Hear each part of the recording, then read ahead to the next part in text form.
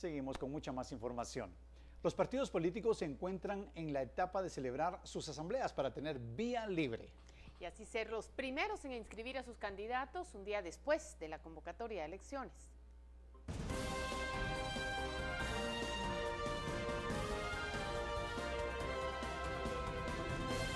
Durante este periodo de precampaña, cada uno de los partidos políticos cumplen con celebrar al menos 62 asambleas ordinarias a nivel nacional. Pero además los partidos podrán convocar a asambleas extraordinarias para proclamar a sus binomios presidenciales. Casi todos están en asambleas de los partidos políticos. Las últimas que se celebró el fin de semana era el partido Todos, fue la Asamblea Nacional. Porque primero realizan todas sus asambleas municipales, departamentales y por último la nacional. Como en una carrera, los partidos que busquen ser los primeros en inscribir a sus candidatos tienen al menos 2 meses para concluir sus asambleas y proclamar a los binomios. De hecho, el ser los primeros en inscribir a sus postulantes les da el privilegio de escoger los puestos en que figurarán en las papeletas electorales. El órgano electoral se prepara con la inscripción en línea por medio de una plataforma. Los partidos podrán descargar los formularios de inscripción. Ya va a aparecer en la página de internet del tribunal los formularios electrónicos donde los partidos políticos pueden descargar sus formularios, llenarlos digitalmente y imprimirlos y después presentarlos con la documentación que se requiere. Por una Guatemala en paz, Carolina Leverón y Luis Ache. En otro lado, la inspección electoral investigará en lo que compete al lado electoral el homicidio del precandidato a la alcaldía de Jalpatagua, Jutiapa. Sin embargo, la investigación del doble crimen le compete al Ministerio Público.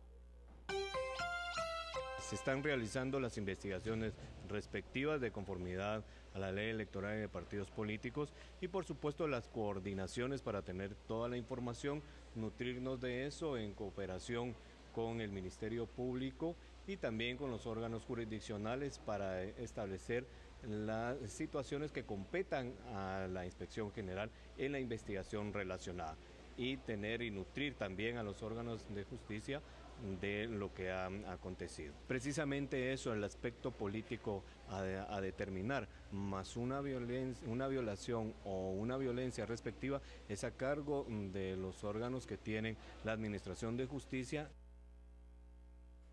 Y la inspección electoral investigará de oficio la publicación de hoy en 2 diarios nacionales en donde figuran 2 páginas con fotografías de giras en las que aparece el precandidato por el partido oficial Alejandro Sinibaldi en jornadas de afiliación. En las imágenes se observa a Sinibaldi en un primer plano, en donde resaltan los colores e incluso se observa el símbolo del partido oficial en una de las fotografías.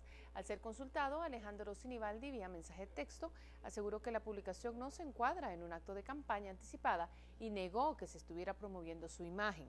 Además, dijo que a su criterio, otros políticos sí se promocionan en las redes sociales.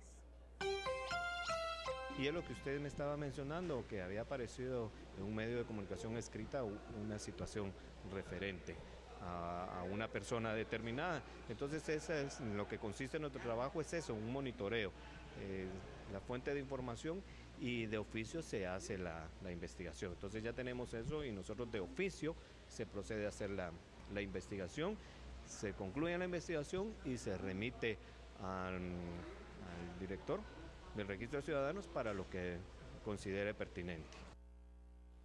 Y representantes de organizaciones indígenas consideran que aún no se tiene inclusión igualitaria en la política, por lo que tomarán algunas medidas para evitar que continúen actos de discriminación y se les dé una inclusión más igualitaria. Aunque la Constitución Política de la República en su artículo número 4 garantiza que en Guatemala todos los seres humanos son libres e iguales en dignidad y derechos, representantes de organizaciones indígenas consideran que debe darse una reforma constitucional que les garantice mayor inclusión. Estamos convencidos que es necesario una reforma del Estado profundo, una reforma constitucional profunda, en donde se incluya a los pueblos indígenas como base fundamental de la discusión en ese sentido. Para ello nosotros hemos trabajado una propuesta de reforma constitucional, en el 2012 la presentamos y efectivamente estamos dispuestos a sumarnos al debate nacional. Además tendrán a más de 500 personas como observadores del proceso electoral para evitar que existan dentro de él hechos de discriminación y racismo. En 2011 recibieron 76 denuncias de estos hechos en la primera vuelta y 96 en la segunda. Son jóvenes mayas, hombres y mujeres, que serán acreditados a través del Tribunal Supremo Electoral. Nuestro primer monitoreo estaremos desarrollando especialmente el tema que tiene que ver con la participación y la inclusión de los pueblos indígenas en el proceso electoral. Esperan que de existir alguna anomalía sea la Fiscalía contra los Delitos Electorales del Ministerio Público la que se haga responsable. Por una Guatemala en paz, Lourdes Cércules y Rafael Ovalle. Damos el paso a Alberto de Aragón, nuestro analista de mercados. Adelante. El retorno del expresidente Alfonso Portillo ha creado un ambiente polarizado. Se habla como factor Portillo, entendiendo como la persona que mediante su influencia se le puede atribuir el resultado de una determinada dirección política. Él, en principio, regresa por la puerta grande a la inversa de cómo salió. ¿Por qué se dan estas situaciones? Un hombre involucrado en situaciones delictivas es elevado a la presidencia.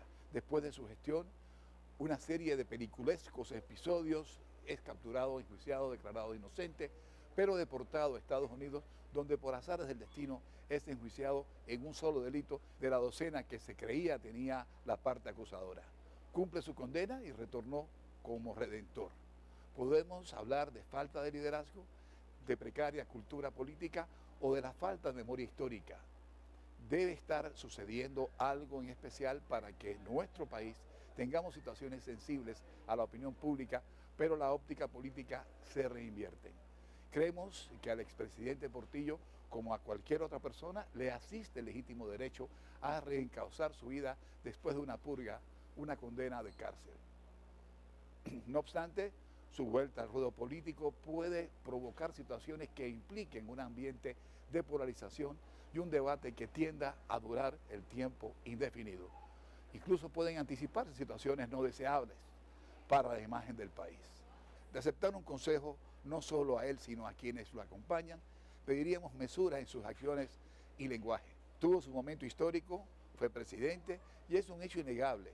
Pedir más es entrar en un laberinto al que no se puede encontrar el final. Soy Alberto Aragón una vez más, agradeciendo su atención y dejándolo, como siempre, en muy buena compañía. Muy buenas noches, hasta el próximo lunes.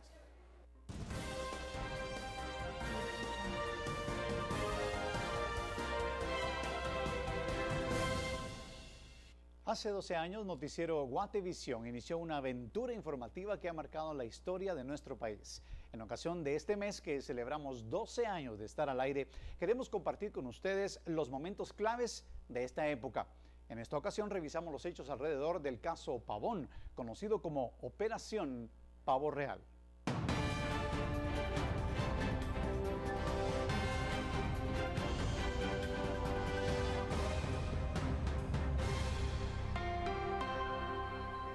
Las informaciones de las actividades criminales que cometían las mafias en este centro de rehabilitación no eran recientes. Ubicado en Fraijanes, Pavón se había convertido en una ciudad estructurada y utilizada por el crimen organizado.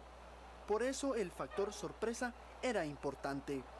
Según autoridades de gobernación, desde las 3 de la mañana se inició el movimiento de aproximadamente 3.000 efectivos con un solo objetivo: recuperar a toda costa el centro preventivo Pavón. Llegan los equipos de Noticiero Guatevisión cuando ya las fuerzas de seguridad acordonaban las principales calles de acceso al penal. 6 de la mañana se daba la orden y se iniciaba la reconquista. Tanquetas, perros, helicópteros y armas de grueso calibre dispuestos para la búsqueda de los principales cabecillas, entre ellos Luis Cepeda, presidente del Comité de Orden, y el colombiano Jorge Batres, ambos jefes de bandas dedicadas al narcotráfico. Los resultados de este operativo es que hubo una resistencia inicial por parte de los reclusos, sin embargo fueron sometidos al orden en el término de menos de una hora.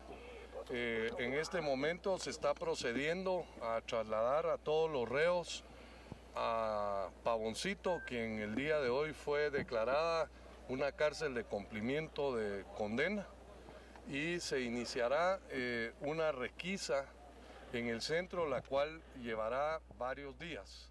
A las 8 horas y 15 minutos, las fuerzas combinadas lograron tomar el control del centro penal.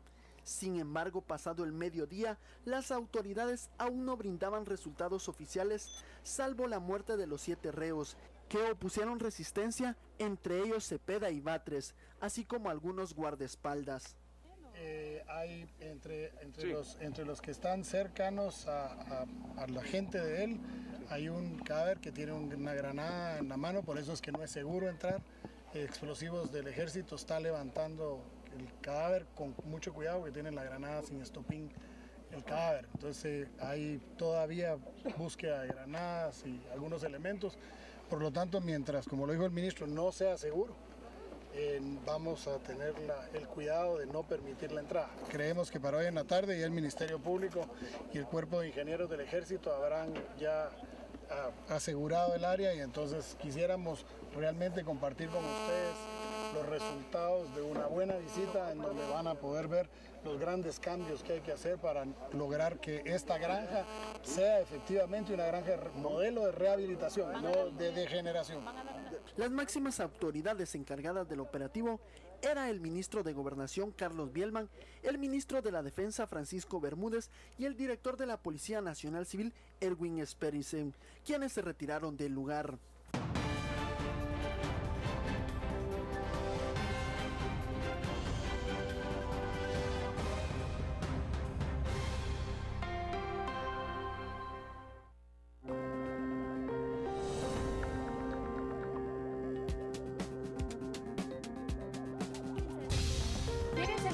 De Estado más buscado en el Congreso de la República, se lo diremos al regresar de la publicidad.